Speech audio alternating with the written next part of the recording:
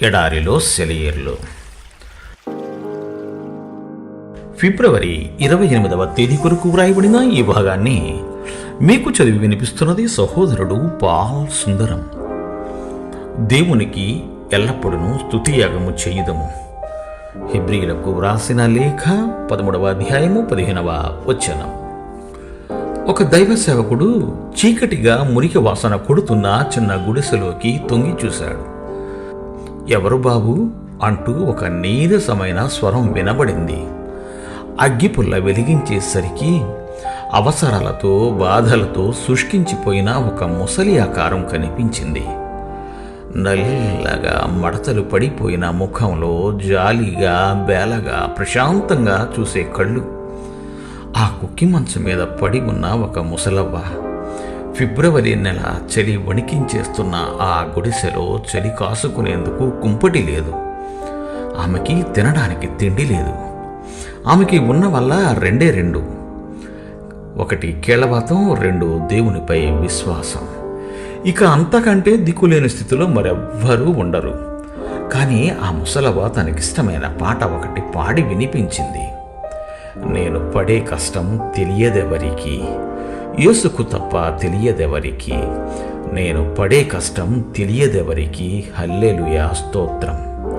పడుతూ ఉంటాను, లేస్తూ ఉంటాను, నిలబడతాను, కూలిపోతాను, మహిమ నా చుట్టూ ప్రకాశిస్తుంది, హల్లెలూయా స్తోత్రం. ఇలా సాగిపోతుంది. నేను చేసే పనెవరూ చూడరు, నా బాధలెవరికీ తెలియవు. మళ్ళీ వెంటనే హల్లెలూయా స్తోత్రం. ఇక చివరి చరణం చూడండి. నాకున్న సంతోషం తెలియదెవరికి, యేసుకు తప్ప తెలియదెవరికి. ఎటుబోయినను శ్రమపడుచున్నను ఇరికింపబడు వారము కాము. అపాయములో నున్నను కేవలము ఉపాయము లేని వారము కాము. తరమబడుచున్నను దిక్కులేని వారము కాము. పడద్రోయబడినను నశించు వారము కాము.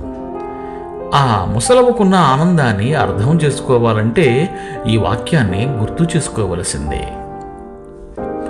మార్టిన్ లూథర్ తన మరణశయ్య మీద ఉన్నాడు. బాధతో మూలుగుతూ ఆ బాధలోనే 4 మాటలను చెప్పగలిగాడు. ఈ బాధలన్నీ ప్రెస్లో కంపోజిటర్లు టైప్ సెట్టింగ్ చేయడం లాంటివి. కంపోజ్ చేసినప్పుడు మన అర్థాన్ని అందరూ చదవగలరు. కానీ అప్పటిదాకా కూడా మనం ఆగనక్కర్లేదు. తుఫాను వస్తున్నప్పుడు ఓడలో తిరుగుతూ నావికులకి ధైర్యం చెబుతున్న పౌలు విషయం ఊహించండి. భయంతో కొయ్యబారిపోయిన వాళ్లతో ధైర్యం తెచ్చుకోండి అంటున్నాడు. పౌలు, లూథరు, ఆ ముసలి నీగ్రో స్త్రీ, వీళ్ళంతా వికసించిన సూర్యకాంతి పుష్పాలు. దేవుడు మిమ్ము దీవించుగాక. ఆమెన్. ఆమెన్.